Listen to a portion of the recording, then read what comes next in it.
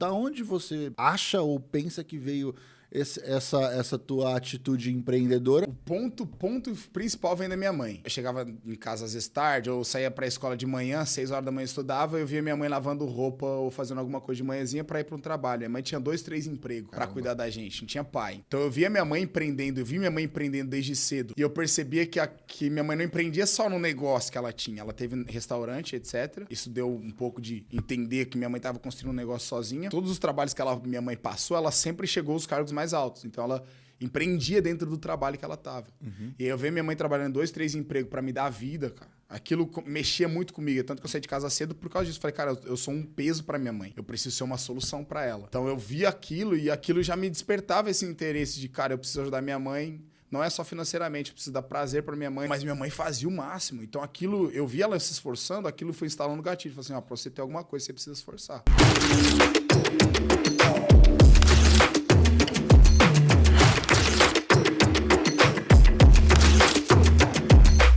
Seja bem-vindo a mais um podcast do Eu Odeio o Meu Trabalho. Eu tô com um cara muito especial aqui, mas antes de eu apresentar esse cara, eu já quero fazer um convite para você que quer fazer um podcast, quer conhecer essa estrutura maravilhosa que nós temos aqui. Tem um QR Code na tela, aponta o seu QR Code para conhecer o Estúdio A, para você fazer a sua produção de podcast. É o primeiro, cara, merchan que eu faço aqui. E olha só, tô com mais de 50 episódios, é o primeiro. Seja bem-vindo, Natan. Como é que você tá, irmão? Obrigado, prazer estar aqui com você. Cara, prazer todo meu. A gente já gravou um, você tá voltando aqui, mas hoje, assim, a gente vai focar muito na tua história, porque tua história, cara, assim, no meu ver, como transição de carreira, como propósito, ela é muito impactante. Pô, legal. E eu quero também transmitir essa sua vida pra galera que segue a gente. E assim, antes de a gente começar com o que você já faz, que você é muito bom no que você faz, é um videomaker, obrigado, assim obrigado. que eu posso dizer. Cara, você era TI, você comentou comigo na última conversa que você trabalhava com TI. Sim. Qual que era a sua visão de trabalho quando você trabalhava com TI e o que ela mudou para hoje? Nossa, legal. Isso é uma pergunta muito boa. Assim, eu já fiz algumas vezes essa mesma pergunta para mim.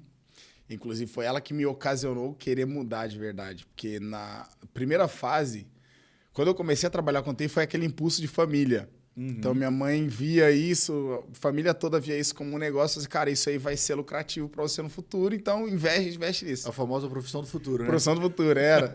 Não que a gente esteja muito no futuro, mas sim. enfim, mais atrás, vamos falar de 10 anos atrás. Sim. Era uma área que... Era uma área financeira promissora e a prestação de serviços crescia muito. E você tinha a famosa digitalização da indústria, né? As indústrias criando sistema, todo mundo criando sistema automático, enfim. E naquele momento, eu comecei a estudar inglês. Eu lembro que estudava na Microcamp aqui em Ribeirão. Não sei se você lembra. Microcamp, não aqui em Ribeirão, mas Microcamp. Era antiga, uns 15 anos. Tu quase entregou 15 tua anos. idade agora aí, irmão. Você nem falou dos seus filhos ainda, mas você já entregou sua idade já. Então, quase 15 anos atrás, eu fui estudar na Microcamp. E aí, meu pai... Na época, a gente tinha um relacionamento mais... Não tão próximo, eu e meu pai. E aí, meu pai... Tinha acabado de conhecer meu pai. Eu conheci meu pai muito novo. Quer dizer, um pouco mais novo. Eu tinha quase 15 anos que conheci meu pai. Conheci mesmo, assim, de conversar, de bater papo. Tá. E aí...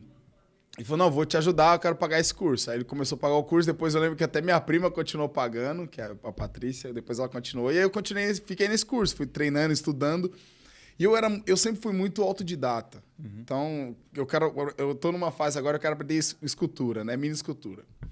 Então, cara, eu não gasto muito tempo. Eu observo, eu fico lá aprendendo, vejo como a pessoa faz repetidas vezes, eu começo a executar. Eu vou pra prática. Eu gosto muito disso. Boa.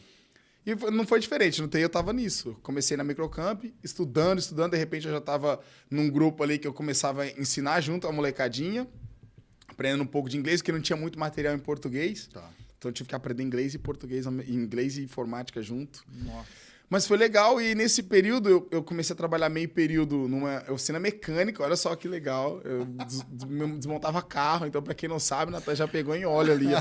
Já sujei as mãozinhas, graxa. Não, isso é só um pedaço da história, que eu já fiz muitas outras coisas. Mas eu estudava de manhã no Musa, de tarde eu ia pra essa oficina mecânica, eu fiquei, eu acho que uns 2 meses só trabalhando na oficina mecânica, eu não gostava do trabalho, não gostava mesmo.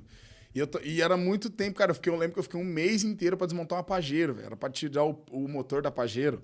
Nossa. E aí, depois, pra montar, tem que lembrar todas as peças. Cara, a Pajero é complicadíssimo. Quem tem de carro ver isso aqui vai falar, cara, a Pajero é complicada, é que você tem que desmontar aqui, desmontar em cima pra desencaixar o motor.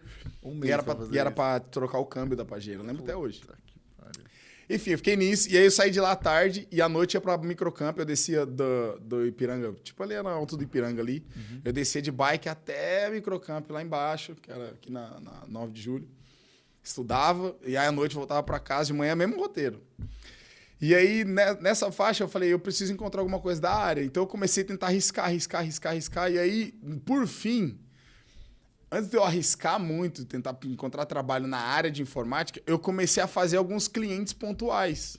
Eu comecei a atender, eu atendi o cara que tinha uma oficina mecânica de moto na minha rua, que é a Rua Paraná, onde eu morava. Comecei a atender esse cara, aí fui atendendo outro cara. De repente eu tô com uma cartela de cliente, eu já tava quase com salário de cartela de cliente. O salário era baixo, mas eu tava quase com salário já, só atendendo independente, fazendo formatação. Caramba. Fazendo um negocinho. E aí eu comecei a fazer rebolo, que era ressolda. Mas, cara, eu fazia um esquema de ressolda que se eu falar, os caras da ressolda vão me bater, mas eu tenho que falar. Que é legal, tá no podcast, eu aproveito e falo. Mas lembro que eu pegava uns iPad não na época, né? Eram uns MacBook quadradão, os MacBook Pro antigo, com problema de rebolo, que era pra fazer ressolda do chipset. O chip de vídeo descolava porque esquentava. Não era brasileiro, não tinha feito pra temperatura daqui. Sim. Então descolava o chip do Mac e parava de dar vídeo. Ele ligava, mas não dava vídeo. Aí tinha que fazer ressolda. Imagina aquelas micro bolinhas de solda que descolavam. Sim.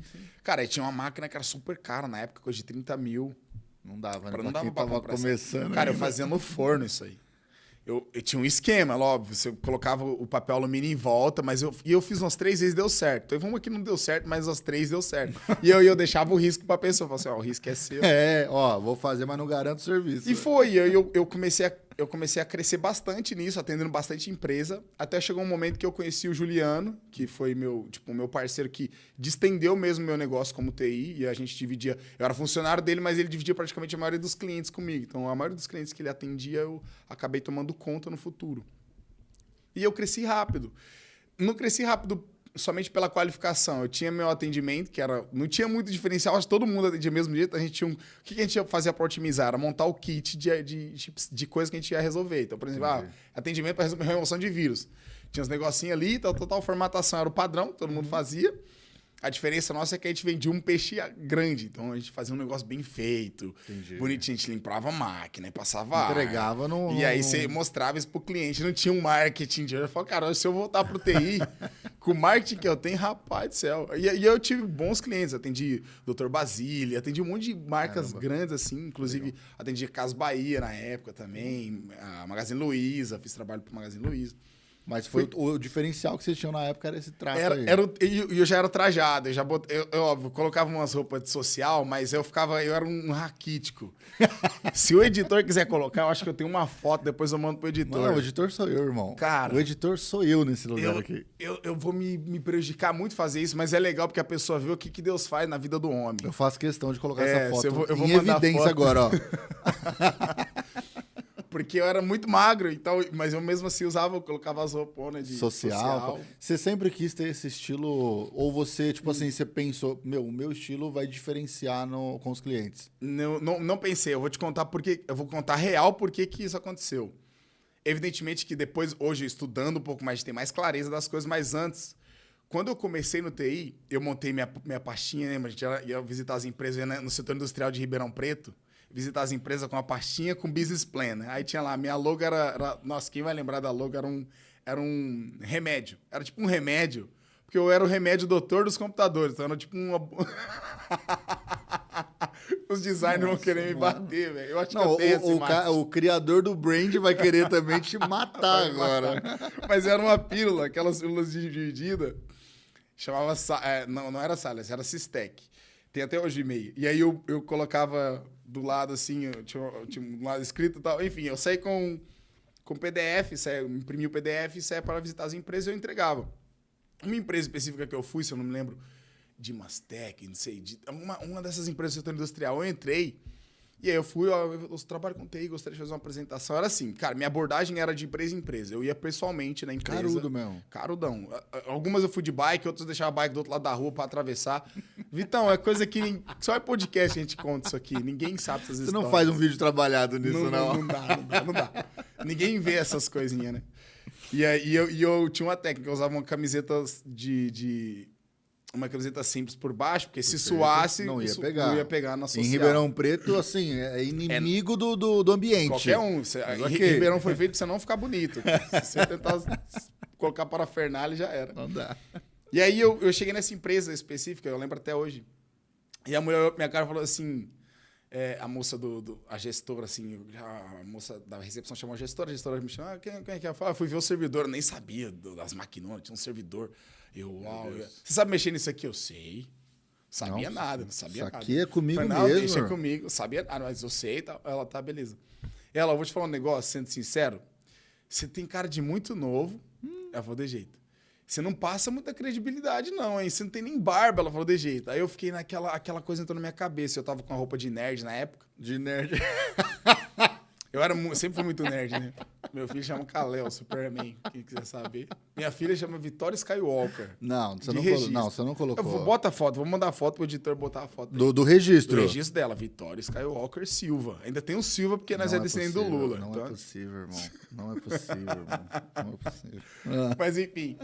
Aí eu saí de lá com aquela coisa na cabeça. Falei, cara, eu preciso mostrar credibilidade. Eu percebi que a minha roupa não mostrava e eu não tinha barba. Isso aqui também não cresce. Isso também não te dá muita credibilidade, mas ok. Eu oro pra Deus me dar uma condição de ter uma... Eu fico parecendo um judeu, né?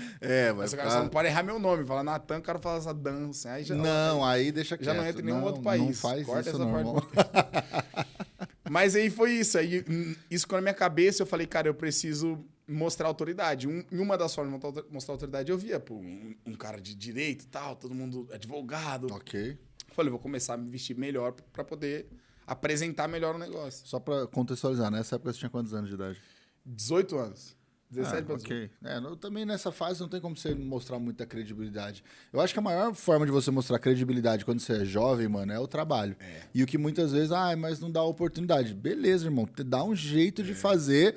Umas coisas que eu aprendi, assim, e ouvi muita gente falando, faz. Dá um jeito de você fazer, mostrar que você é bom. Sim. Depois você vê valor, dinheiro, essas coisas. Porque, mano, nessa fase não dá, cara. Não dá. Você fica limitado. E outra coisa, aí... O preconceito da idade. O discorrer da história fica até melhor, porque como tentando empreender na minha juventude, cara, não tinha o mar de conhecimento que tem hoje. Você vai começar a empreender, o cara já tem um livro Pai Rico, Pai Pobre, o cara já começa a ler um monte de coisa, Os Segredos da Mente Milionária, Disciplina, o Poder do Hábito. Já ali. O cara já tem tudo ali organizado. Irmão, não tinha YouTube pra dar um Google e ter o Geração de Valor. Tinha Geração de Valor, mas não era... Um vídeo muito ruim de qualidade, porque era o que tinha. Era o comecinho, mas, cara, era um vídeo a cada 2 meses. Você torcia pra vir o próximo vídeo, você aprender um hack novo, um código novo, vamos falar assim, do Drive novo, igual o Marçal. Mas enfim, era difícil você ter muito acesso. E como eu nunca tive, como que eu posso dizer? Não vou dizer dessa questão de malícia, de procurar, mas eu nunca fui aquele cara que falava, vou nessa empresa pra aprender, vou trabalhar nessa empresa. Eu lembro quando eu fui começar... Ninguém nessa época tinha muito Antes de isso. trabalhar com TI, o que eu fiz? Eu me ofereci pra trabalhar numa empresa de venda porque eu queria aprender a vender. Então eu fui em 4 empresas, 4 falaram não. Eu cheguei assim, não, eu quero só aprender a vender. Eu fui em 4 empresas, uma imobiliária, uma empresa de imóveis, uma outra empresa de acessórios. Fui em 4 empresas só porque eu queria aprender. Cara, não me ensina a vender, eu trabalho de graça, você só quer aprender a vender. Eu sei que você vende imóveis. Não. Aí tinha um cara na igreja, que foi o Thiago, a igreja da Jéssica, inclusive, que hoje é minha esposa. Eu fui, perguntei pra ele falou, não, beleza, gostei, vai lá. Eu falei, cara, não ia ganhar nada. No primeiro mês ele me deu uma bike, então foi minha bicicleta. Foi onde eu comecei. Não, tá bom, pô. Tá bom, na bike ali já. Enfim, minha jornada foi nessa. E o TI foi o mesmo jeito. Só que quando que eu deslanchei mesmo o TI foi quando eu entrei numa empresa estruturada, com gerente, aí o negócio... Mas pra eu entrar nessa empresa, vou falar rápido uma resenha, eu fui começar... Já tinha acabado o curso. Já tinha acabado o curso, tinha acabado o primeiro curso. Passou um tempinho, Passou um tempão já. Passou um tempão. Fiquei 2 anos no curso. 2 anos e meio no curso, praticamente. Com os clientes ali em volta que você fazia. Cuidando da minha maior parte da minha vida, minha tia bancava, então eu tinha uma casa que eu morava de edícula com ela, então dava pra me manter. Legal. E aí eu fazia esses trabalhos meio que por fora. Então tinha um salarinho ali, pagava minhas Mantinha. continhas, minha tia me ajudava a maior parte das coisas. Eu fui conhecer a Jéssica e para namorar a Jéssica, meu sogro não acreditava em empreendedorismo. Até hoje ele tem um receio ainda, porque ele não viu o genro dele ficando milionário, então ele ainda tem esse receio. Talvez a gente quebre esse preconceito. Pô, Mas meu sogro, de tomar água, mas é aquilo, irmão. meu sogro é empresário, cara funileiro, bem conceituado, cresceu na profissão, assim, é um cara que tem uma profissão muito boa. Enfim, aí ele virou pra mim e falou assim, ó, pra namorar com a minha filha, tipo, ele deu algumas missões. A primeira ele olhou na minha cara, depois um dia eu conto isso mais calmo, mas enfim. Ele deu, ó, pra namorar com a minha filha tem que ter carteira registrada. Aí eu, nossa, eu não tenho carteira registrada. Eu acho que eu nem tinha carteira na época. Não, eu tinha carteira porque eu fiz o primeiro Jovem Aprendiz, depois... Mas eu nem tinha registro, fazia um tempão. Falei, gente, eu tô lascado com registro, hein? Aí eu falei, beleza, o que eu vou fazer? Vou entregar currículo, vou arrumar um registro. Pra namorar a Jéssica, tudo que a gente não faz, que a gente não faz pra namorar, né? É, pois é, depois a gente se arrepende. E era meio... Não, Jéssica, acho que foi o melhor Tô brincando. que eu fiz. Dani, foca aqui em mim. Tô, ó, brincadeira. E aí eu entreguei o currículo na C4, lembra? A C4 tem até hoje, na Independência. Eu peguei a Independência e entreguei nas 4 empresas que tinha. E aí, olha que doido, eu fui na Brasplan, na época, eu não sabia muito, só que eu sempre fui muito vendedor. É um negócio, Vitão, que tipo assim, eu sempre valorizei mais o meu produto do que eu mesmo. Eu mesmo não sabendo, porque eu sempre acreditei que a capacidade vem com o tempo. Só que se eu me propor, eu vou aprender. Isso foi desde muito cedo. Minha mãe sempre... Isso, acho que minha mãe que instalou esse drive. Vou falar igual o drive, que todo mundo já conhece o Marçal. Já tá na boca do Minha povo. mãe Né? que instalou esse drive na minha cabeça. Tudo que eu me propor a fazer, se eu me dedicar, eu vou conseguir. Só que eu tenho que investir tempo naquilo. Então, é tudo questão de tempo. Sim. Eu falo assim, não existe o que você não sabe. Isso você não sabe ainda. Ainda mais no mundo de tecnologia, de inteligência artificial... Eu não sei disso ainda. Me dá um tempinho, deixa eu dar uma gulgada, deixa eu dar uma... Deixa eu pesquisar. Deixa eu maturar isso aqui. E foi isso que aconteceu. E aí eu entreguei 4 currículos. Olha só que legal. Mandei numa... A Gé lembra disso até hoje. Mandei numa loja, na hora, né? Aí eu tô subindo a Meira Júnior, que já tinha acabado a Independência, subi a Meira Júnior, entreguei na Brasplan. A hora que eu entrego meu currículo na Brasplan, o cara da C4 liga já. Aí já liga, eu tô indo na Brasplan. O que você acha que eu vou fazer? Marqueteiro, já de cara. Eu falo, dá um minuto que o cara que entregou o currículo agora tá me ligando. Parara. E aí ficou uma disputa de quem pagava mais. E eu na frente do cara, assim, ó. Beleza, mas, cara, esse valor não dá, esse valor não dá, esse valor... E aí ele... Eu pago mais, desliga todo mundo. O cara já ficou assim, mas, cara, deve ser bom. Acho que... Cilada! Mano, eu não sabia. O que eu sabia era de assistência técnica. Trocava uma memória RAM, resolvia um negócio de computador, coisa de hardware. E o legal é que em momento algum você falou que era bom. Você só falou que o outro tava te oferecendo. O outro tava falando. Eu deixei um pouco cruzado ali. Mas foi muito bom, Vitor. Foi tipo coisa de 1 hora. Deixei o currículo no lugar, eu tava entregando o currículo de manhãzinha. Aí esse cara da Brasplan, que é o Carrer, até hoje, o grande Carrer, um beijo pra você. Foi um grande chefe. Um bom chefe. O Carrer foi um bom chefe. O Betão foi o cara que mais me ensinou. O Betão, o cara entendia tudo de Linux. Me deu livro pra ler. Cara, vai estudar, Natan, você não sabe nada. Ele é sincero. Você não sabe nada. Você precisa... Porque todo mês eu pedi aumento. Oxe. Vitão, todo mês eu pedi aumento. Falei, não, quero mais. E aí eu ganhava... Vitão ganhava... De trabalho, né? Eu ganhava aumento. Eu pedi aumento. Não, aumento de dinheiro. Pô, folgadão trabalho. você, irmão. Mas, Vitão, eu trabalhava bem, não vou mentir. É tanto que a maioria das empresas que eu atendi, eu tinha um bom relacionamento, construí um bom relacionamento. Até hoje tem relacionamento com essas empresas. E aí... Eu pude crescer muito por conta cara, eu me propunha a aprender mais. O que tem? Isso aqui. Eu já tinha uma estrutura legal no atendimento. E o que forçava mais o Natan ser um asset valioso para a empresa era o meu comportamento diante dos clientes. Então, o cliente, eu deixava um ambiente seguro para o cliente, inclusive, reclamar da empresa para mim. Entendi. E aí eu solucionava o problema. Eu contornava, chegava no chefe, tá acontecendo isso, vamos resolver, vamos melhorar aqui, vamos melhorar ali. Então eu tinha essas... Você fazia a manutenção do cliente, né? Eu fazia a manutenção do cliente, era literal. E tinha cliente que queria que eu fosse. Legal. Manda o Natan, só o Natan. Por quê? Porque eu desenvolvi um bom relacionamento, eu conseguia atender. Sempre fui um cara que eu prestei um bom serviço. Por isso que eu acho que eu falo que a migração para mim do TI para uma outra área, como a área de marketing, que é prestação de serviço, carrega muito desse Natan que sempre foi atencioso. Eu tento entender a sua dor, cara. O que você tem de dor? Que às vezes você está com você quer um diagnóstico para resolver o seu problema baseado no que você está pensando, só que por trás da sua... Do que eu estou pensando, tem uma necessidade maior. Então eu sempre fui esse médico, por isso eu falar que era o médico do TI, porque eu conseguia identificar o problema. O problema às vezes não era o computador, às vezes era a pecinha que estava entre o computador e a tela, né? Você fala assim, ó, entre a cadeira e a tela tem uma pecinha aqui. Que geralmente essa que dá problema. E aí eu solucionava, e eu sempre fui muito atencioso. E isso me ajudou a entender melhor. Isso veio natural? Ou era uma coisa que você aprendeu com alguém? Eu acredito que eu comecei a aprender isso na medida que eu estava investido no TI. O TI foi um lugar que me ajudou muito, mas não só o TI, como eu sempre fui de igreja, não sempre, né? Mas eu sempre me propus a entender bem o que Deus estava querendo fazer comigo e falar comigo. Tá. Então, às vezes você está falando comigo aqui, eu tô te ouvindo, no meu espírito eu tô tentando discernir, cara, o que o Vitão tá me falando além do que ele tá falando? Entendi. Então, uma coisa que vem de uma habilidade, eu acredito que não é... Alguém me ensinou. Não, acredito que foi uma parada que eu aprendi meio que de Deus, assim. Foi uma coisa natural de você ficar sempre pesquisando, sempre tentando buscando entender mais. entender porque isso. Às vezes a pessoa faz... A Jéssica faz muita pergunta pra mim, minha esposa é que vai faz pergunta. E eu sempre tento filtrar o espírito da pergunta, porque às vezes a pergunta dela não significa nada pro sentimento que ela tá tendo. E ela não consegue expressar o sentimento, ela faz uma pergunta que tá dentro da realidade dela. Entendi. Aí, porque às vezes a pergunta é baseada no que a gente tem de escopo, de visão. Então eu tenho uma visão... Aí eu te faço uma pergunta em cima do meu escopo de visão, mas fora desse escopo talvez tenha uma insegurança, tá escondido um medo, tá escondido uma desconfiança. E aí eu te faço a pergunta, assim, por que você fez isso, cara?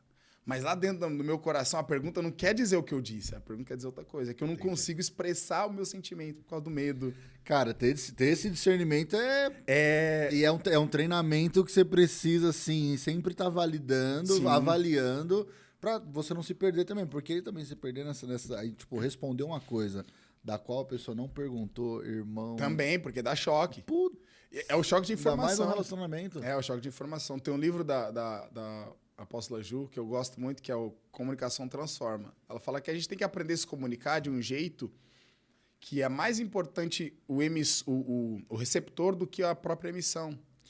E aí, na conclusão de resposta, a gente sempre tem essa política em casa. Fala assim, mas você está dizendo isso porque você quer dizer isso? Porque eu falo o que eu estou pensando também. Perfeito. A pessoa, não, eu quis dizer isso só. Mas, amor, como é que eu tô hoje? Eu falo, não gostei do sapato. Ela fala, você quis dizer que eu não tô bonita? Aí eu vou limitar. Não, eu quis dizer que eu não gostei do sapato. Acho que você fica mais... A gente tira o não gostei também para trocar, gosto mais daquele estilo de sapato. Entendi.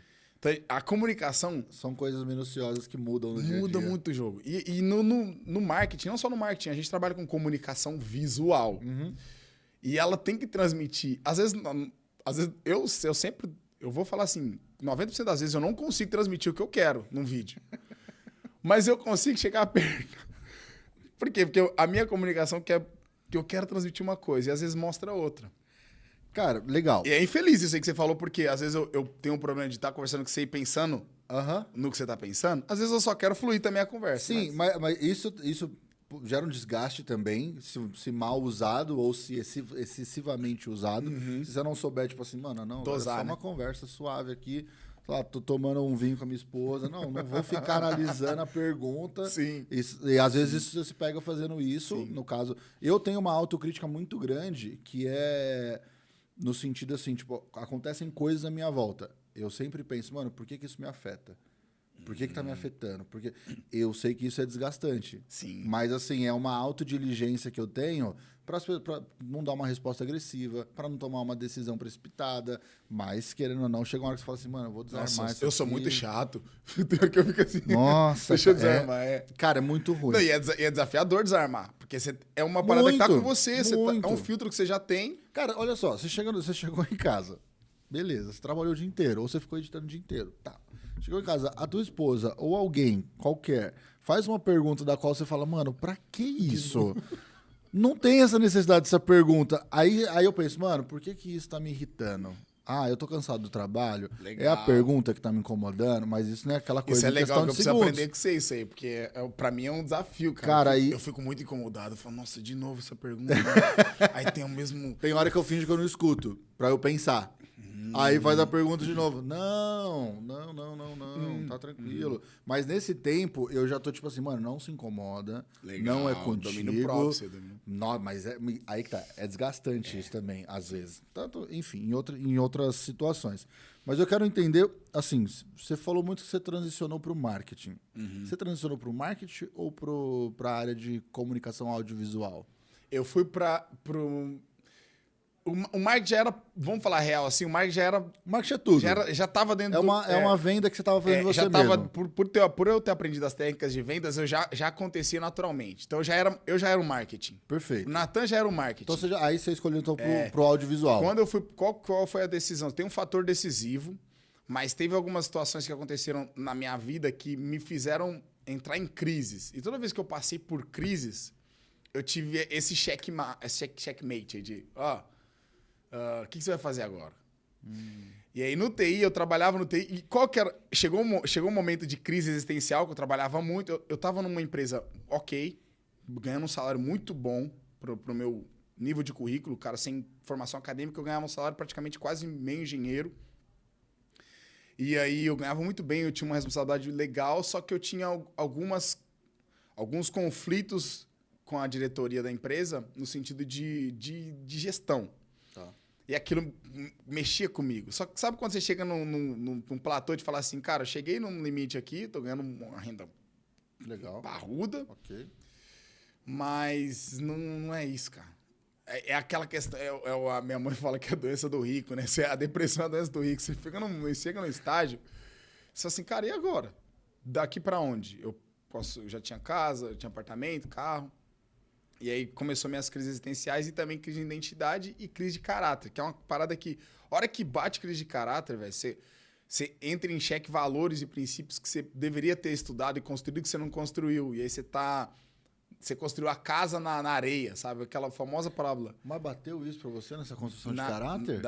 Desconstrução de caráter, na verdade. Desconstrução. Mas então, teve uma questão do caráter aí. Sim. Mas bateu... Pegou pesado comigo nesse período de transição do TI pro marketing, pro vídeo. Tomar decisão mesmo. Que aí eu sou demitido numa semana da empresa, por causa de conflitos, inclusive desse de... já tava embates, no caso, e aí você fala, vambora. Vamos discutir. E aí, eu sou demitido numa semana, na outra semana eu descubro que eu tô grávido, família, a Gé. Cara, eu já tava num parafuso. Primeiro, Kalel. Tava num parafuso, eu vindo de um ano, assim, de uma vida muito... distante de Deus, um monte de coisa, a mente complicada, sem entender direito quem eu era, crise de identidades. Um ano nessa volatilidade, construindo um personagem para viver uma aparência, que aí é algo complicado, porque você não é real. Por você não ser real, você é o que é agradável. E quando você é o que é agradável, você não é agradável para a sociedade. Você esqueceu que existe uma terceira equação, que é um cordão de 3 dobras aqui, que, cara, você está agradando a Deus, está agradando a si ou aos outros? Eu não estava agradando a mim, nem a Deus, e agradando os outros. Então, cara, eu só estava enchendo um saco do negócio. E aí o pior, né? Pior. Uma vez você encheu o saco do caso de ser quem você é, o que você é pra por Deus, ser chato, por pra ser família ruim, e tudo mais, do que você ser pros amigos. Os amigos, mano. Né? E eu tava focado mais nos outros, assim. Então, tipo, eu tava segurando uma imagem que não era. Até que tinha um momento que não dá. Quando você não é você, uma hora vai vir à tona. Nossa, o eu real. Eu tô ligado. E aí, na hora que veio à tona o eu real, eu caí em xeque, assim. Eu falei, cara, o que eu vou fazer? Pra onde eu vou? Não tem pra onde ir. O único lugar que eu tenho é o esconderijo do secreto. É o único lugar onde eu posso me encontrar de verdade. Porque se Deus me mostrar quem eu sou de verdade, eu vou conseguir ser alguém. E eu já tinha... Como eu tava tão focado na construção do personagem, eu perdi a identidade de quem eu era. Então, eu não sabia quem eu era. Eu tava um cara formado. E aí... Nessa construção de procurar realmente entender quem eu sou, eu me aprofundei em Deus, fiquei um tempinho só chorando no quarto, um tempão um tempão chorando no quarto. A Jéssica foi um fator determinante que me ajudou muito nesse cenário, porque ela, ao invés de me abandonar, vendo a crise que eu passei, ela abraçou e falou assim, vou te ajudar nisso aqui. Isso aqui eu posso, porque eu tenho tempo de secreto, então eu consigo te ajudar nisso aqui. E ela ficou comigo. E nesse cenário, eu fui, cara... Vocês já estavam casados aí? Já tínhamos praticamente 2 anos de casado. 2 anos? Foi 2 anos. Aí você me ajuda aí, já. Não vou lembrar. Enfim, 2 ou 3 anos casado. E aí eu me coloquei nesse lugar de ouvir o que eu precisava ouvir de verdade. Tipo, beabá, sabe? E aí o trabalho eu vi que era um trabalho condicional. Ele me condicionava. Ao invés de ele me aproximar do propósito que eu tinha de vida, ele me condicionava a uma realidade. Que era, eu só trabalhava por causa do dinheiro no final do mês. Então foi ali que eu descobri isso. Esse cheque eu tive com 24 anos, né? 24, 23, eu vou ter que lembrar certinho, mas acho que é 24 anos. Eu tive esse cheque. Foi a crise dos 24. E aí eu vou ter que falar assim, né, para dar um nome popular. E aí eu tive esse cheque de, cara, eu só trabalhava pelo dólar que pingava no final do mês. Não era o que me motivava a sair da cama. E aí a gente, numa profundidade, fomos ler Augusto Cury, estudamos, compramos todos os livros praticamente do Augusto Cury para ler, para estudar. A gente conheceu praticamente ele num evento, fomos num teatro, enfim. E aí aquela pergunta a matadora, né? Que é aquela, cara, se eu tivesse todo o dinheiro do mundo hoje, que é uma coisa que eu acho que você pode fazer essa pergunta. É legal você que tá na audiência e fazer essa pergunta. Se eu tivesse toda a condição do mundo hoje, tipo, tudo que eu preciso para sobreviver bem, viver até morrer, financeiramente falando, pago as contas, aluguel, se eu tivesse tudo isso. Todos os problemas na frente. Se eu tivesse todos esses problemas financeiros, né? Se eu tivesse vencido esse problema financeiro, o que eu faria? O que me faria acordar? Então eu fiz essa pergunta. E eu sou o maníaco da resposta. Não que eu gosto de responder tudo, mas eu sou maníaco de tentar encontrar respostas. Caso eu não souber, eu vou ser sincero. Hoje eu estou numa fase de sinceridade. Mas eu não tinha resposta. E aí eu falei, cara, não tenho resposta. Você não teve essa resposta? O que eu vou fazer, não? Aí eu fui procurando coisas que me agradavam desde sempre. O cinema sempre foi uma coisa presente na minha vida. Eu conheci a Jéssica escrevendo história. A Jéssica me conheceu, eu era escritor, eu escrevia. Estava escrevendo, acho que meu 3º livro de histórias. Tipo, de ficção, de fantasia. Quando eu escrevi meu primeiro livrinho, meu livreto de história, de fantasia, que depois eu fui conhecer George R. R. Martin, com os livros da Crônica de Gelo e Fogo, que eu descobri que eu tinha um paralelo da mente do George. Eu falei, cara, esse cara escreveu, mas eu nem tinha lido esse cara, já tinha escrevido uns dragão, já tinha uns negócios legal. A gente bebe a mesma referência, né? A gente vai na Bíblia, você vê as historinhas ali, depois você quer fazer uma releitura. Então eu comecei a escrever desde muito cedo, com 15 anos eu já começava a escrever. Então eu gostava, sempre gostei, tinha essa mente criativa. Só que eu nunca entendi que isso tinha a ver comigo. Eu achava que, vou escrever. Quando eu não estava desmontando o computador, eu estava escrevendo. Era isso. Eu lembro que teve 2 enchentes que eu participei da minha vida, da minha casa, que perdeu um monte de livro, que era tudo escrito na mão, não tinha essa ideia de computador. Quando eu comecei a escrever em computador... Aí, ok, manda pra nuvem e tá tudo certo. Mas, enfim, aí eu percebi que o trabalho era uma coisa que me escravizava. Eu era escravo do TI. Cara, eu tô escravo disso aqui. Eu trabalhava pelo paycheck, né? Pelo pagamento. É o pai rico, pai pobre. Aí eu comecei a ter mais clareza, fui tendo clareza das coisas. Comecei Mas nessa época desempregado. Nessa época eu estava desempregado. Eu estava desempregado assim, eu tinha mesmo não trabalhando na empresa que eu tinha fixa, eu ainda tinha atendimentos de tecnologia. Tinha muito, porque eu construí um relacionamento. Pra você ter noção, Vitão, meu telefone foi parar de tocar 2 anos atrás que eu troquei o número de antigo. Mas até 2 anos tocava do TI. Com a temática de TI. Até 2 anos. Até hoje eu tenho gente que me chama às vezes no Facebook, você ainda trabalha com informática. Caramba. Porque eu consegui construir. É aquela coisa, tu não vê meu perfil, mano? Eu viajo agora, eu faço filme, me respeita. Eu viajo o mundo inteiro, tem vários países. Pô, você não me viu em Mônaco, irmão? Eu tava em Mônaco. Verdade. E aí, eu nesse cenário, eu percebi, nesse estágio que eu tava, eu percebi que eu vivia dependendo do dinheiro. Só que esse que é um detalhe, né? Quando eu percebi isso, eu falei, eu vou me desvincular disso. Só que eu não desvinculei 100%. Eu fui para uma área, porque a gente sempre fica ainda vinculado. Mamon é um bicho astuto. Vou falar assim, o cara é astuto, velho. Se fosse dar um nome para esse cara, ele vai te prendendo aos poucos e te escravizando aos poucos. Aí você não percebe que você tá escravo. Você falando isso, tipo, analisando nas transições, né? Eu sempre, quando a pessoa conta que eu analiso pontos semelhantes com a minha. No meu caso, eu não era essa questão da grana, até porque eu não ganhava consideravelmente bem, como você falou que ganhava.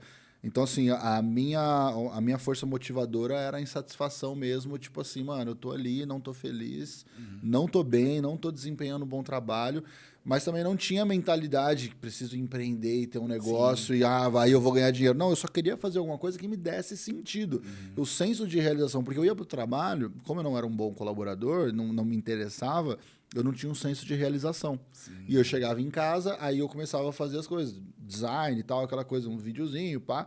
Nem vou falar que eu faço vídeo perto de você, porque, enfim. Seus vídeos é bom. Não é, mano. Não sou eu que edito. Não sou eu que edito, irmão. Aí que tá. Não sou eu. Eu só edito este podcast. Eu corto aqui, coloco uma legenda embaixo. Vamos lá, detalhe. Do céu. A edição, o cara só expõe o diamante que tá lá dentro. Sim. Então se o conteúdo não for bom, não interessa a edição. Ok, o conteúdo eu posso garantir. A edição, mano, é a mais simples possível. Mas enfim, então, tipo, eu chegava em casa e tinha esse senso de realização naquilo que eu fazia. Legal. Eu falo, isso me dá sentido, me deixa feliz. Pô, mandava uma arte, mandava uma campanha, da hora, isso me... Pô, é isso. Legal. Pô, fazia live na igreja, ficava feliz, conseguia fazer live na igreja, os videozinhos da igreja e tal. Me dava esse senso de realização. Mas para mim, eu acredito que no meu caso era muito mais fácil, ou não, depende da sua proporção, de falar assim, mano, eu vou procurar uma coisa que eu goste, porque eu não estava preso numa situação em relação ao dinheiro. Até porque eu cheguei pra minha esposa e disse, ó, quero sair. Ela, meu, a gente tem conta pra pagar. E, pô, a gente não ganha muito bem e tal. Eu falei, não, mas eu já tenho umas coisas por fora aqui. E aí que eu fazia? Eu falei, ó, vou suprir um lado aqui, ó, tô tendo dinheiro, tô jogando na tua mão. Nem quero.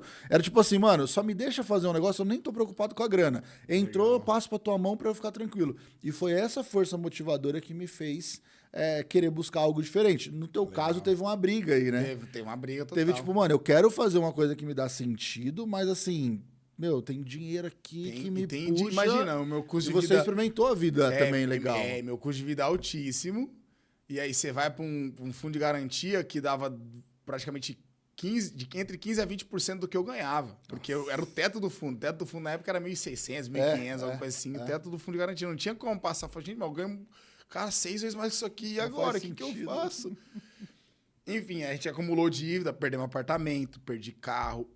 Putz. Fui perdendo coisas porque acumulou muita dívida. Eu fiquei um período ruim até começar a entrar. O que ajudou mesmo em casa, que eu consegui fazer meu quarto, foi Rinodê na época.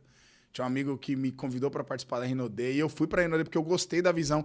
E lá foi onde minha mente abriu muito, porque o treinamento era... Você tinha que saber muito rápido para você poder treinar. Então era um negócio... Cara, esse negócio... O marketing multinível é muito bom quando é justo, né? Teve muitas pirâmides antes disso aí. Acho que isso aí sujou muito o mercado. Mas eu aprendi muito ali. Então, mas tem um lado bom no multinível? O lado bom do multinível é a formação de liderança. Você precisa... Para você começar a criar uma rede de venda, igual a Avon, por exemplo. Tem muita gente que vende Avon. Conheço um monte de gente que vende Avon. Pro cara, a Avon é mononível, ela não é multinível, ela é mononível. Mas uma representante de Avon, ela pode ter várias outras revendedoras. Sim. Então, para elas ter várias outras revendedoras, ela precisa estar num nível acima em termos de intelecto, de conhecimento também e até de negócio. Treinar, né? Treinar. E foi isso que a Rinodê ofereceu para mim. Quando eu vou para a Rinodê, eu não sabia absolutamente nada. Eu sabia vender. Tanto que eu vendi meus kits rápido, mas eu não sabia de nada, velho. Não sabia como fazer. Só que eu fui me investir nos treinamentos, comecei a participar dos treinamentos e aquilo me abriu a mente. Assim, eu falei, caraca, eu falo da Rinodê porque a Rinodê foi o que ajudou, meu. Fiz o quarto do Kalel, fiz as coisas da minha casa, paguei muitas coisas, mesmo tendo várias dívidas, eu paguei muita coisa, sobrevivi um período da minha vida com o Rinodê, vendendo perfume, apresentando plano, montei uma rede grande, tenho rede até hoje. A minha rede, eu montei há 6 anos atrás, 5 anos atrás de Rinodê, tem até hoje. Tá funcionando. Funciona até hoje minha rede. Cara, porque eu fiz uma rede grande assim. Essa mentalidade que hoje você tem uma mentalidade de empreendedor. Sim. Hoje você olha para as coisas, você vê negócio, você fala, ó, dá para investir nisso, dá para fazer aquilo, tal. Desde o início que você contou aí, você já tinha, você já fazia o serviço pro cara da mecânica, você já tinha aqueles seus clientes ali, mas claro que não com uma visão de empreendedor. Sim. Da onde você acha ou pensa que veio essa tua atitude empreendedora? E hoje, como empreendedor, o que você não teria feito lá atrás? O ponto principal vem da minha mãe. Minha mãe, eu lembro que é até emocionante falar, vou ter que segurar para não chorar. Mas minha mãe, eu chegava da escola, eu chegava em casa às vezes tarde, eu saía para a escola de manhã, 6 horas da manhã eu estudava, eu via minha mãe lavando roupa ou fazendo alguma coisa de manhãzinha para ir para um trabalho. Minha mãe tinha 2, 3 empregos para cuidar da gente, não tinha pai. Então era minha mãe cuidando de eu, da minha irmã e do meu irmão. Então eu via minha mãe empreendendo, desde cedo. E eu percebia que minha mãe não empreendia só no negócio que ela tinha. Ela teve restaurante, etc. Isso deu um pouco de entender que minha mãe estava construindo um negócio sozinha. Mas ela também teve... todos os trabalhos que minha mãe passou, ela sempre chegou aos cargos mais altos. Então, ela empreendia dentro do trabalho que ela estava. E aí eu vejo minha mãe trabalhando 2, 3 empregos para me dar vida, cara. Aquilo mexia muito comigo. Tanto que eu saí de casa cedo por causa disso. Falei, cara, eu sou um peso para minha mãe. Eu preciso ser uma solução para ela.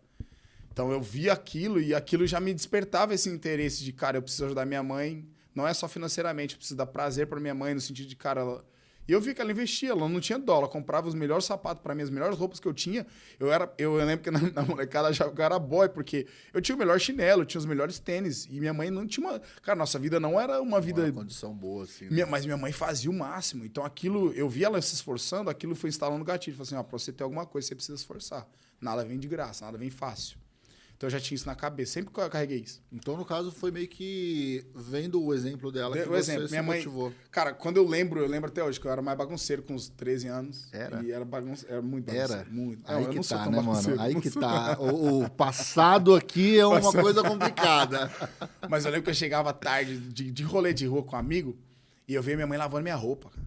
Aquilo mexia comigo. Eu falava assim, não é possível, velho. 1h da manhã, minha mãe lavando minha roupa, 6h da manhã ela tem que sair pra trabalhar, cara. Caraca, irmão. E aquilo mexia, que eu falava assim, que hora que ela para? Até hoje eu falo com a minha mãe, que hora que você para? Que eu ligo pra ela. Não, se eu ligar pra minha mãe hoje e falar assim, mãe, a gente não faz muito isso, mas se eu ligar e falar, mãe, dá pra ficar com você nessa manhã? Ela fala sim. Minha mãe ela tem uma dificuldade de falar não pra tarefas. Hoje eu acho que ela fala mais não, porque ela tá mais um pouco focada na família dela. Mas ela não fala não, cara. Minha mãe... E aí eu sempre vi minha mãe nesse pique, aquilo me incomodava. Eu falava, não é possível, velho. Que é isso? E eu sempre vi também minha mãe de joelho orando, tendo momentos com Deus, Deus falando com ela, coisas que eu achava muito legal. Então aquilo hoje até eu falo, minha mãe foi o fator motor, assim, que direcionou muito das atitudes que hoje eu tenho na minha vida, veio do que eu aprendi com ela. Cara, sensacional. O exemplo, ele vai puxar muito sempre a nossa vida. Arrasta. E eu acho que assim, né, pela história que você contou, você foi à luta e se estabeleceu se vendendo, mesmo sem saber ali naquele momento que você estava fazendo. Até vídeo, Vitor. Então, aí eu quero chegar nesse ponto, cara, porque a Avocado, ela tem 4 anos de existência, a gente até teve um papo sobre isso esses dias. E assim, cara, a gente foi fazendo e foi se posicionando e foi ganhando um reconhecimento. Tanto que eu até falei para você que eu não imagino o tamanho desse reconhecimento fora, porque a gente está sempre muito aqui dentro trabalhando. Mas assim, você é um cara, pô, você não vem de família boa, você não vem de família com nome. A gente está num ecossistema, Ribeirão Preto, é um ecossistema muito fechado, que você precisa estourar algumas bolhas, às vezes, e não tem como estourar bolha, acho que sem trabalho, sem ter qualidade. Como é que o Natan, que sai da área do TI e tem essa veia, tipo, de criativo e tudo mais, como é que ele vai para o vídeo e como é que você chega no nível que você chegou hoje, que é um nível de ser reconhecido pelo que você faz, não somente no Brasil, como também em outros países. Sim. Como é que foi essa construção de reconhecimento? O que você teve que fazer? O que você teve que abrir mão? Como é que você se desenvolveu para ter o reconhecimento que você tem? Pô, legal. Cara, essa pergunta foi profunda. Eu arrepiei vale no corte. Você pode voltar esse cronômetro aí, irmão? Só essa a pergunta é o corte. A pergunta já é um corte. Bom que eu corto, agora vai começar só na resposta. É bom que o corte fica desperta interesse para quem vai ver depois. Olha, mas é uma boa pergunta mesmo. O que aconteceu? Vou começar assim, vou tentar explicar um pouco da ideia, né? Sim. Eu tava nesse cenário de entender... Você tem meia hora agora para explicar. Eu tava nesse cenário de entender... Eu acho que você tinha feito 2 perguntas antes, que era do motivo pelo qual eu entrei no... Sim, o audiovisual. No audiovisual, é. Mas, enfim, eu nesse momento de estudar, entender melhor quem que eu era e para onde eu ia, eu percebi que eu realmente amava contar histórias. Eu sempre gostei de contar histórias. E aí a gente começou indo no Mevan. Mevan foi uma casa que, teoricamente... Acho que a gente se encontrou uma vez lá, encontramos lá. Me tratou.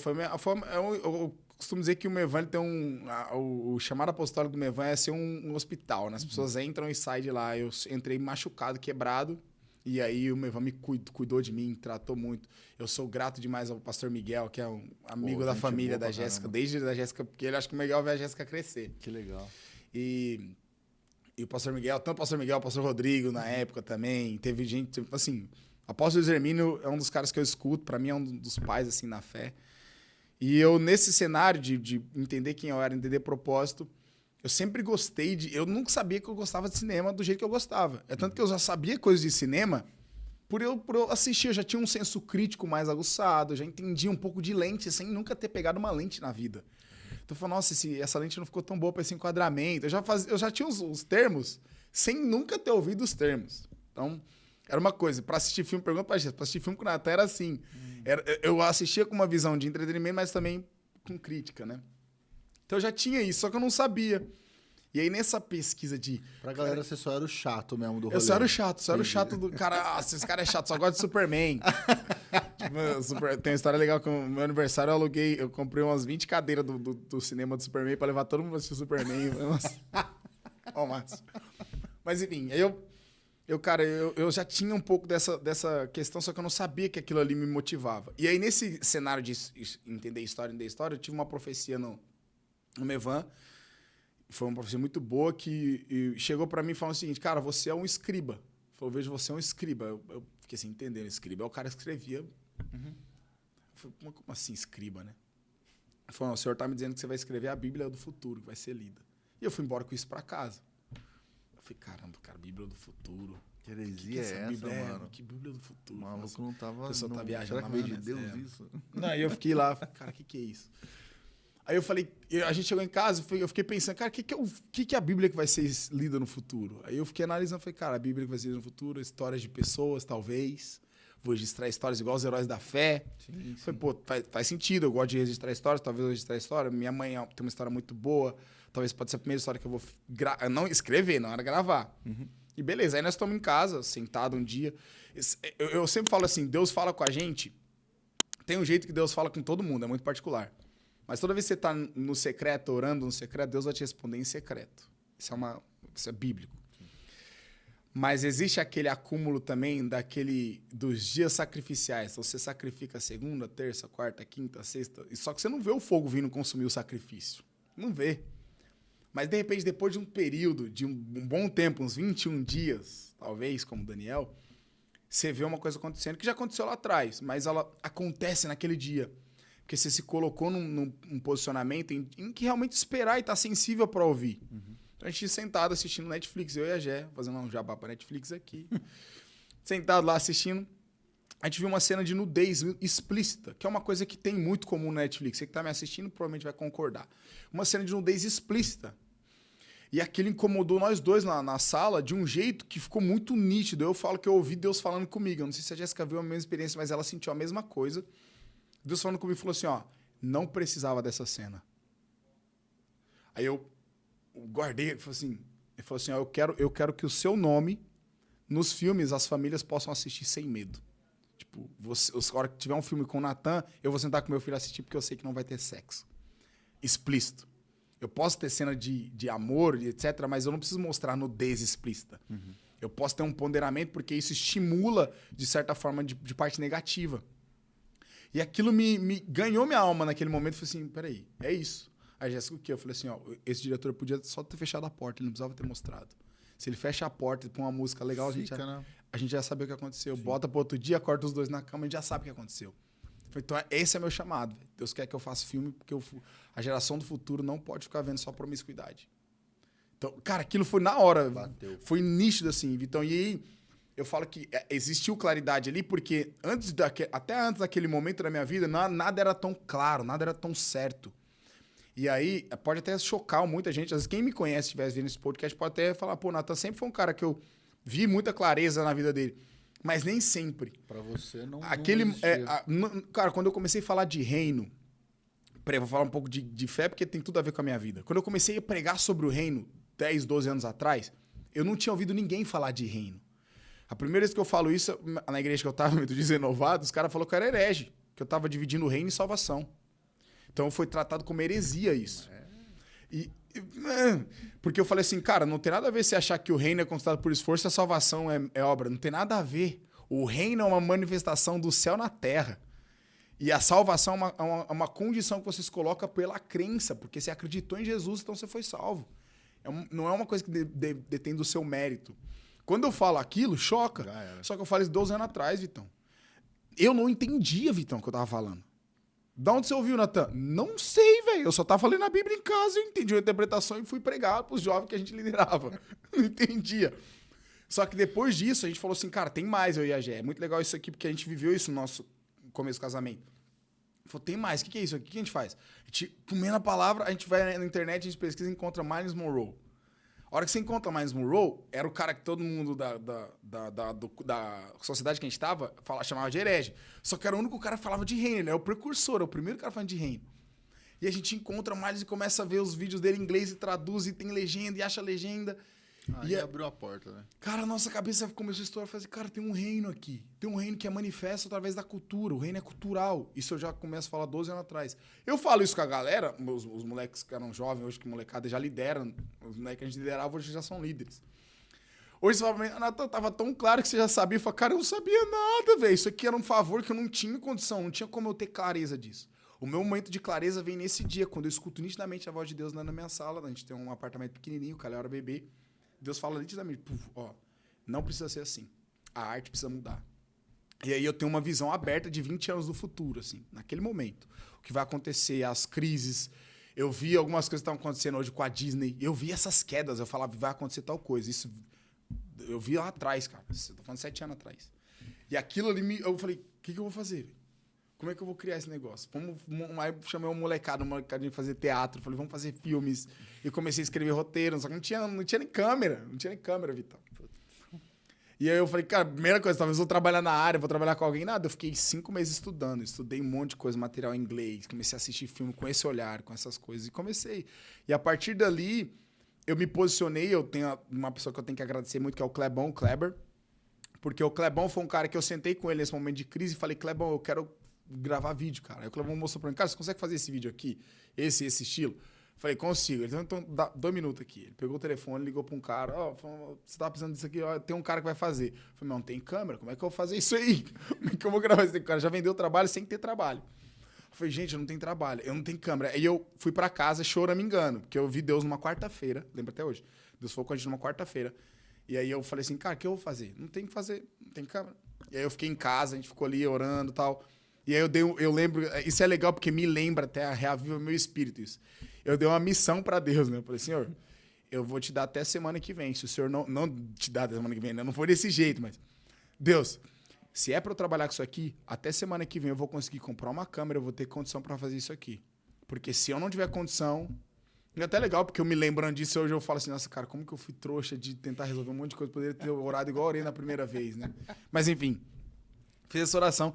E no meio da semana, uma pessoa que era a TM, que foi minha primeira cliente, assim, praticamente, eu falei pra TM, você precisa fazer um vídeo no canal do YouTube e tal. Tinha uma câmerazinha de handcam que eu gravei a Jéssica com um cachorro pra testar. E aí tinha uma handcamzinha, eu falei, você precisa fazer um vídeo. Fui lá, fiz o primeiro vídeo lá com a handcam, foi muito legal. E ela gostou, eu falei assim, vamos fazer um negócio. Fiz um business plan pra ela, só que eu não tenho dinheiro, eu preciso investir na câmera. Preciso comprar a câmera. Vai custar, acho que na época deu 14 mil total. Comprei uma 6D. Olha que abestado. A primeira câmera que eu comprei uma 6D, que não tinha nem foco automático. Então, os caras vêm de Sony hoje. O molecada vem de Sony pra trabalhar. Fala, meu irmão, você não sabe o que é guerrilha, que quer gravar com a Blackmagic Pocket na mão, assim, que a bateria durava 15 minutos. Você tinha 15 minutos pra fazer a mágica. Nossa. O cara não sabe o que é isso. E na mão, ainda, manual ainda. Que você não tinha autofoco. Não sabe o que é autofoco. Nossa, é muito doido pensar no começo. Mas enfim, eu fui lá, a tia me investiu 14 mil, eu fiquei trabalhando para pagar ela 2 anos, praticamente, para pagar. Não, 2 anos. Paguei menos tempo, mas eu fiquei 2 anos trabalhando com ela, que a gente construiu um negócio junto. Legal. Mas foi a primeira cliente, ela fez o aporte capital, comprou um negócio, eu não tinha dinheiro, não tinha condição de comprar, eu tava quebradaço. O máximo que eu tinha era os perfumes que eu vendia, pagava uma continha ali, outra, colocava comida em casa. E já era. E vivia pela fé, que muita gente às vezes ia lá e ofertava uma cesta básica. Meu sogro ofertava, as pessoas iam lá ofertar a nossa vida nesse período. Peguei essa câmera, cara, e fui pra Riba. Meus 2 primeiros clientes foram o Clebão que trouxe. Meu terceiro cliente foi a Starbucks. Depois de lá, minha vida nunca mais foi a mesma. Eu não tive tempo de fazer um cartão de visita. Tanto que eu fui em vários eventos de network. Todo mundo pedia cartão. Eu falei, cara, eu nunca fiz, velho. Não tive tempo de fazer cartão de visita. Não tinha como. Minha vida começou a virar um redemoinho. Eu me coloquei nesse lugar de fazer assim. É óbvio que eu vi o futuro, mas ao mesmo tempo eu tinha que fazer o presente acontecer. Até hoje eu tô no presente, até o futuro acontecer, eu tô no presente. E quando é que você largou a Inodê de fato? Falou, mano, eu consigo com vídeo agora. A minha renda, quando no meu segundo mês de vídeo com a câmera, já superava todos os ganhos. Eu já tava ganhando tipo o que eu ganhava no TI, com 2 meses de câmera, com a câmera na mão, sem experiência. Eu não recomendo pra ninguém. É loucura. Hoje eu tenho um curso lá que eu vou lançar, eu falo para os alunos, os meninos que vêm treinar comigo, tem muita gente que vem aprender comigo, falo, cara, trabalha de graça um tempo, presta o serviço, ofereça alguma coisa. Eu já fui pra guerrilha na paulada, errando, queimando cartão, a gente fala de queimar cartão, hack invertido, dei muito REC invertido. O cara fala que não dá REC invertido, esse cara é um gênio. Eu dei muito REC invertido, de apertar o botão achando que tava gravando, depois desapertava. O REC invertido é isso, aí você grava o trabalho inteiro. Casamento, ixi, eu gravei todas essas linhas. Deu um REC invertido mesmo? Dei REC invertido. Sim, não o trabalho inteiro, mas dei REC invertido. Quem nunca gravou tudo, o bagulho e ficou sem áudio depois? Velho, já fiz isso, velho. Eu fiz isso recente, Vitão. Recente, com a minha cabeça aqui, ó. Fui gravar uma câmera. Eu tenho aquela a Samsung. A Samsung. Eu tenho a Panasonic é a minha, mas eu tenho a Samsungzinha. Cara, eu fui fazer um trabalho pra gravação de uma Mas não era o áudio principal, né? Não é nem áudio. O áudio é de menos. O áudio eu gravei no Zoom. Sim. Eu sempre uso o Zoom pra não ter os 2, 3 backup. Fui gravar com essa Samsung. O Kalel gosta de gravar todas as minhas câmeras. O Kalel gosta de fazer os vlogs dele. O Kalel colocou no time-lapse. E eu não vi que a câmera tava no time-lapse. Aí eu gravei o evento inteiro de 2 horas no time-lapse. Já bom que você reduziu, né? Não adianta. 10 eu reduzi, segundos. não resolveu nada. Sabe o que eu fiz? 10 segundos. Salvei o arquivo, mandei mensagem pra ele e falei assim, ó, tô com uma agenda muito louca. Eu tô resolvendo um problema do seu arquivo ainda que não deu certo. A hora que ficar pronto, eu resolvo. Agora, os caras já lançaram uma inteligência artificial, vou ver se dá pra recriar, porque o vídeo tá meio zoado. Mas eu vou tentar recriar frame by frame. Tô tentando resolver o problema, porque não tem como. Você grava em time-lapse, 2 horas. O movimento da boca não bate, mas eu já consegui salvar o avatar dela, consegui criar o avatar dela num outro programa, pagar umas doletas lá. Tô tentando fazer e eu vou resolver. Eu vou tentar resolver. Se não der certo, não tem problema. O áudio tem.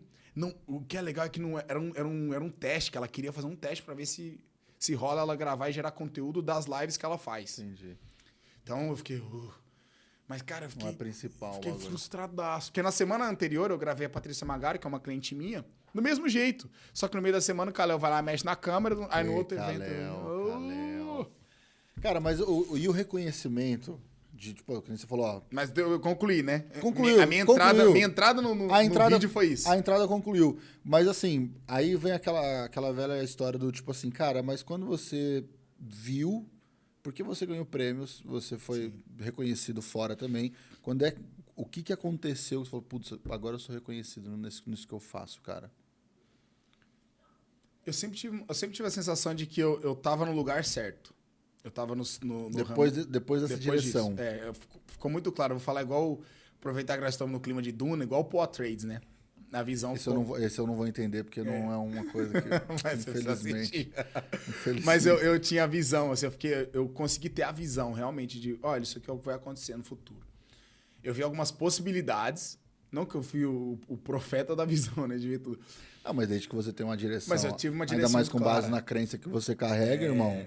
Ficou muito claro, assim, ó. É isso aqui que tem que acontecer no futuro e você pode fazer parte disso ou não. Você pode ser um mantenedor disso. Deus deixou muito claro que o caminho que eu trilhasse, ele ia me abençoar se eu obedecesse um chamado ali. Né?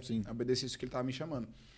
Então, diante disso, eu começo a trabalhar uma cultura que, inclusive, tem hoje na casa que eu frequento, que é a Zion Church. Tem essa cultura de excelência, cara. De ser excelente nas coisas. Que eu posso fazer melhor com o melhor que eu tenho. E é legal que o Mário Sérgio Cortella fala essa frase, eu uso muito ela, que é: faço o melhor que posso com o melhor que tenho, enquanto não tenho condições melhores para fazer melhor ainda. Boa. Então, cara, se eu tenho um celular, vou dar um exemplo do seu celular, tem um celular aqui, e eu preciso gravar um material, eu vou fazer o melhor que eu posso extraindo o máximo desse celular. Para fazer isso, eu preciso investir tempo. É um Samsung, câmera XYZ, tem um jeito de gravar manual, não manual, eu vou atrás dessas coisas. Então, a procura da excelência está em... O que eu consigo fazer no máximo daquilo, né? Qual que eu extraio o máximo disso? Eu descobri isso no período, na hora que eu falei assim, cara, não é a câmera que dita a regra. A câmera dita a regra, sim.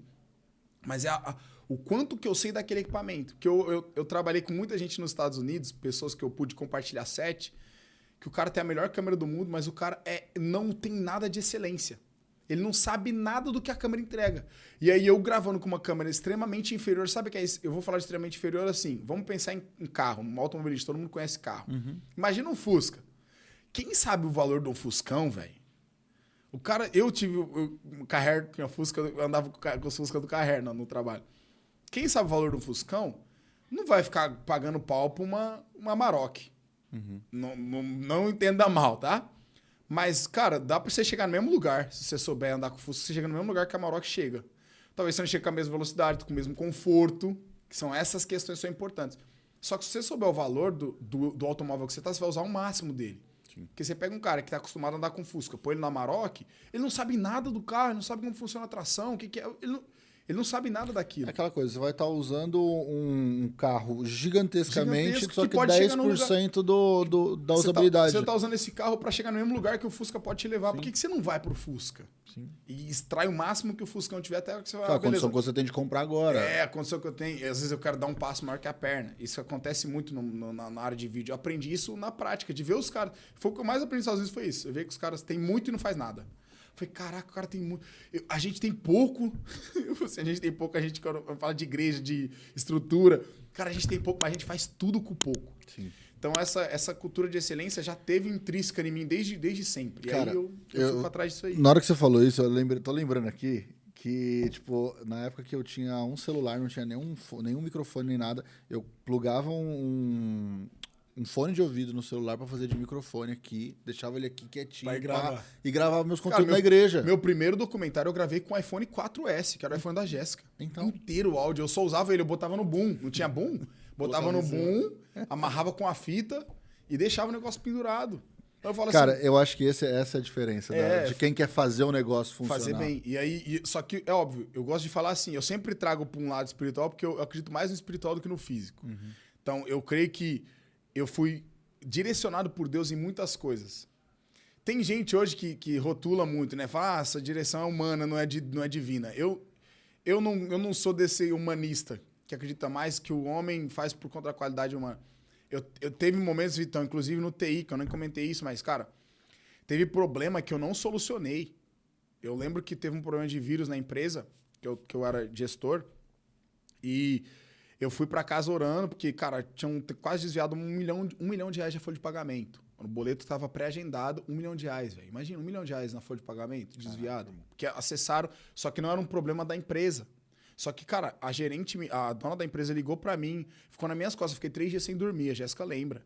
Cara, eu passei a noite, eu não entendi o que era, eu descobri o problema era no Banco do Brasil com um plugin do Java, que tinha uma abertura na porta 80. Era um problema do Banco do Brasil, que a gente resolveu. Eu diagnostiquei o problema. Olha só como que até chegar na resolução disso. Só que como que eu resolvi esse problema? Não resolvi o problema. Eu falo, cara, era muita coisa, cara, a capacidade não vinha de mim.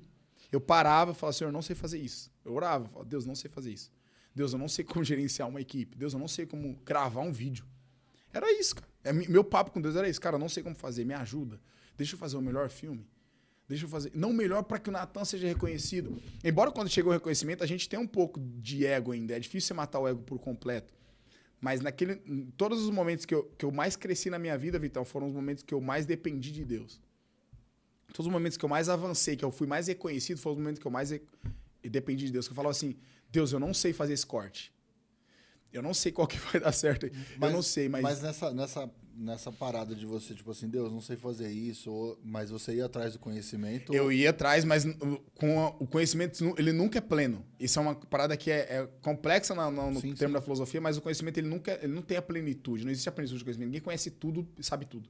Que a sabedoria está no conhecimento aplicado. Uhum. Então, não tem como eu falar, eu sei fazer isso se eu não apliquei aquele conhecimento que eu li. Né? Então, nesse ponto, eu cheguei numa conclusão assim... Eu vou procurar o máximo que eu puder para aprender disso aqui, mas a capacidade de fazer tem que ser divina. Porque se eu fizer pela minha capacidade humana, vai ser mais um. E qual foi o diferencial desde o começo, todos os vídeos? A pessoa vê meu vídeo e fala assim, cara, tem um negócio diferente do seu vídeo. Aí fala, mano, assiste outro vídeo, é igual. Um outro vídeo é igual. O que tem diferente do meu vídeo? Que era isso que fazia... que eu já vi, gente, tem um cliente, o cara, um dia ele tava depressivo, os testemunhos, vou contar os testemunhos. O cara tava depressivo, em casa, não queria sair de casa. Eu mandei o vídeo pra ele no domingo, não era pra mandar, velho. Mandei o vídeo pra ele, que eu editei. Ele mandou um áudio pra mim, cara, com um texto gigante. Falou assim, cara, eu não ia trabalhar hoje, eu não ia sair hoje de casa. Eu vi seu vídeo, cara, me deu um poder, que eu não sei da onde. O cara nem é cristão, o cara nem entende de Deus, velho.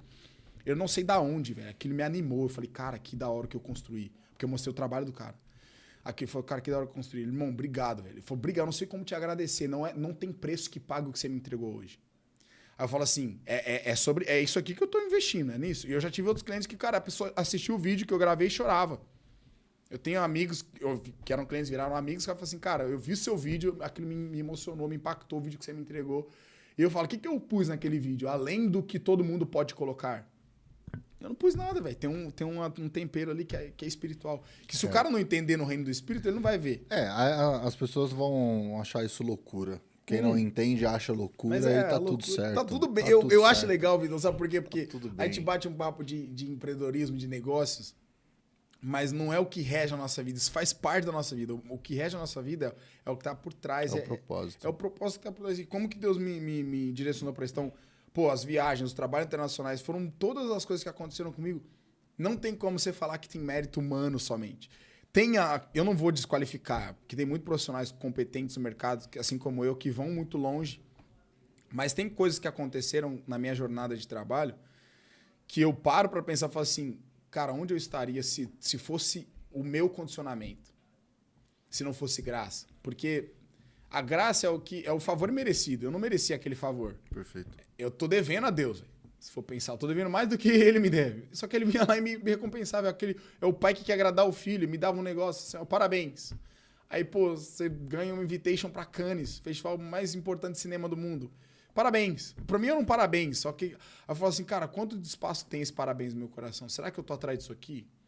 E aí a resposta assim para não tô atrás disso aqui. Eu quero ser validado em outro lugar, eu quero que outra pessoa me aprove, eu quero que outra pessoa valorize o que eu tô fazendo. Para que ao mesmo tempo, é óbvio, o maior... Agora eu vou falar um negócio que é uma exposição de coração, mas o maior elogio que eu tenho vem da Jéssica.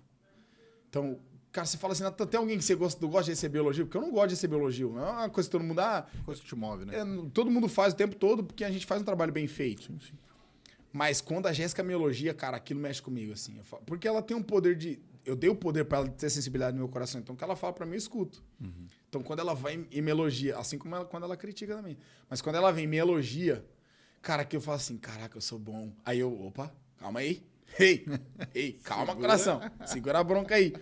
Mas quando ela me elogia e ela me impulsiona, ela exige de mim. Então, é uma pessoa que me impulsiona muito, me força muito, me treina muito, que a minha esposa de verdade, é aquela mulher idônea, velho. Vou fazer uma venda dela aqui pra eu ganhar alguma coisa.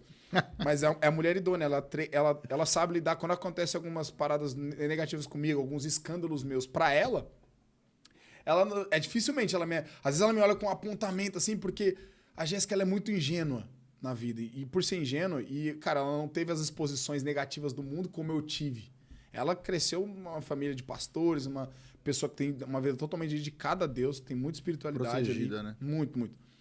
Então, toda vez que ela vê um conflito, por exemplo, com as minhas identidades, coisa que acontece comigo, ela fica assim, não é possível. Como que você faz isso? Tem assim, mas é por conta da impossibilidade no coração dela de acontecer. Sim. No meu, por conta de questões de orfandade, um monte de coisa, ainda é difícil. Eu tenho que melhorar vários processos. E eu tenho essa consciência, Vitão, mas isso não me impede de entender que os pequenos avanços que eu tenho também são grandiosos. Sim. Porque o maior problema das pessoas hoje... Vai um corte aí. O maior problema das pessoas hoje é focar somente no lado negativo da vida dela sem entender que os pequenos avanços também são grandiosos. Então ela foca somente nas partes negativas da vida dela e ela vai num nível de negatividade de eu sou imperfeito, eu não mereço nada e e aí o cara fica só no Romanos, todos pecaram, cara, isso da graça de Deus. Ele fica só nisso, ele não vai para uma linha de cara assim, cara, buscar a santidade. Buscar plano, buscar a paz com todos. Sem o famoso você mirar a exceção da regra a todo momento. Mas aquela pessoa aconteceu isso com ela, cara, mas vamos, num geral, o que ela teve que fazer para isso? Ela teve pequenas vitórias também que devem ser valorizadas para você permanecer. Sim, e o cara precisa olhar para isso, porque senão ele vai ficar... E é ruim, uma visão distorcida do mundo. E é complicado também, porque a gente vive num ambiente de fé que você errar te exclui da equação. Sim. Você tem, cara, você tá no erro, vamos excluir você aqui, deixa eu colocar você para um lado. Eu admiro muito... Você não pode andar no nosso grupo. Eu admiro muito a liderança que hoje eu tenho, porque a minha liderança tem esse cuidado de... Cara, existe uma questão que precisa ser tratada, isso é importante, mas a gente não exclui a pessoa. A gente agrega a pessoa para ela viver uma vida de desempenho melhor. Cara, a gente quer ajudar você nisso. E a gente sabe que todo mundo tem um monte de problema, então vamos ser seguros, um com o outro, de abrir, de confessar pecado, de fazer coisas que vão ajudar a gente a crescer e evoluir, ao invés de retroceder e criar um monte de demoninho. A igreja no passado criou muita gente demoníaca, que hoje você tem um monte de gente falando na internet, fazendo corte, falando de Deus, cheio de demônio, cheio de machucado, o cara tá mais machucado espiritualidade do cara tá totalmente quebrada com a igreja, o cara fala mais mal do ambiente que ele frequenta do que protege. Sim. Então, eu sinto que existe um cuidado da gente poder viver esse negócio de espiritualidade, e eu atribuo isso muito à minha casa, a casa que hoje eu sirvo, porque a maior parte dos avanços que eu tive financeiros, avanços de negócios, tem crises, óbvio, normal, mas a maior parte dos avanços que eu tive positivos veio de realmente me posicionar com relação ao que eu estava ouvindo. Deus está falando isso aqui, essa é a palavra que está sendo pregada na minha igreja, no meu ambiente aqui. Cara, vamos envolver nessa palavra, eu vou investir nisso aqui. Às vezes tem coisas que eu não fiz? Tem, mas quando você olha na grande proporção. E aí é um cuidado também, porque às vezes a gente pode se auto-enganar, né? Você fala assim, mas peraí, mas eu tenho um lado bom aqui. Mas peraí, cara. Tem que equilibrar as coisas. Ô, Natan, mas pra gente caminhar pro final, que a gente já tá... louco, já no fim, tem excedido já, ó, vai dar 10 minutos. O cara botou ali um negócio... Você viu? E olha só que assim, a gente que coordena aqui, mesmo assim tem a gente treina bem, entendeu? Isso é treina bom. tão bem que a pessoa... Que vai pro fim. Ó, deixa eu te falar uma coisa. Na sua transição de carreira que você fez aqui, que você falou pra mim, aí você me corrija se eu estiver errado, Sim. mas tem muito a ver com a tua relação, então, com a tua espiritualidade. Sim. Isso foi o fator determinante para você falar, meu trabalho tá me consumindo, o dinheiro é legal, mas eu tô me destruindo por dentro e eu preciso fazer alguma coisa da vida que eu não sei o que é, mas foi a tua relação com a espiritualidade que te levou para esse caminho. Sim. Total, porque... Qual que é a importância disso na vida das pessoas? Que você possa contribuir. Eu sinto que, é óbvio, eu não gosto de ditar regra, né? Eu vou falar uma palavra meio feia, mas tem muita gente que cria regras novas e cria novos conceitos. Eu não gosto de fazer isso, mas eu gosto de pensar assim. Não só porque funcionou pra mim. Uhum. Nos momentos de crise da minha vida, eu pude descobrir o verdadeiro amor. Então, nos momentos mais críticos da minha vida, eu pude descobrir o amor. Porque ninguém consegue dar um amor que nunca recebeu. Perfeito. Então, como um filho que não teve um pai, por exemplo, presente, hoje eu tenho meu pai, a gente é amigo, mas como um filho que não teve um pai presente, para mim sempre foi difícil pensar em ter filhos. Uhum. Até o momento em que eu encontro o amor de Deus, na verdade, entendo que Deus é meu pai, que eu sou um filho também, que eu tenho posicionamentos como filho, vou ter rebeldias, vou ter momentos assim, mas como um pai, ele vai me tratar como um pai. Como um Deus, ele vai me tratar como um Deus que tem momentos que ele precisa me posicionar e ponderar. Como um amigo, ele vai estar ali me lembrando de coisas que eu aprendi, que eu li, que eu estudei, que ele me falou. Então eu tenho essa trindade andando comigo e eu consigo chegar perto de onde eu preciso realmente estar, do jeito que eu fui desenhado. Eu acredito que todo mundo tem um desenho original. E toda vez que a gente foca mais na nossa realidade pessoal e menos no que a gente foi realmente feito para ser, a gente não cumpre a vontade, não a vontade de Deus, mas a vontade soberana do nosso ser. Que é uma vontade que está além da nossa vontade. Sim. Ela está além do que eu quero. E aí eu fico preso nas minhas realidades. Então toda vez que eu entrei em crise, eu pude me aproximar desse lugar de entender melhor sobre mim e sobre quem eu era de verdade. E quem me ajudou a fazer isso realmente foi me aproximando de Deus. Eu me conectando com Deus, com a divindade de Deus mesmo, eu consegui entender que... E não é um Deus que me serviu, ou Deus perfilizado, mas o único Deus verdadeiro. Porque tem vários formatos de deuses por aí que não são semelhantes a nenhum ao exemplo, por exemplo, que a gente tem do cristianismo em si. Então, eu me aprofundei nesse negócio porque eu entendi que ali estava o porto seguro. Ali estava o lugar que eu tinha que estar. E toda vez que eu estava em crise, eu ia para lá. Todas essas crises me mostraram isso. Então, a espiritualidade, como o pessoal gosta de dizer, para mim, o muro do espírito, isso é uma concepção que o Natan tem, mas aí você pode combater, enfim. Precisa ser Primeira Natan, capítulo 1, versículo 1. Mas o espiritual é mais original que o físico. Ele é mais real do que o físico. Toda vez que a gente fica nessa bolinha da realidade física, do que a gente está tangível, do que eu consigo pegar, toda vez que eu fico aqui, eu vou estar limitado pelas condições que isso aqui me propõe. Agora, quando eu entro na realidade da eternidade, onde não tem limite, onde é ilimitado, eu vivo de fato a realidade. É como se... Vamos pensar se a gente fosse os programadores de hoje. A gente está programando alguma coisa no computador, e a gente programa lá no computador e coloca um sistema para funcionar dentro daquele computador.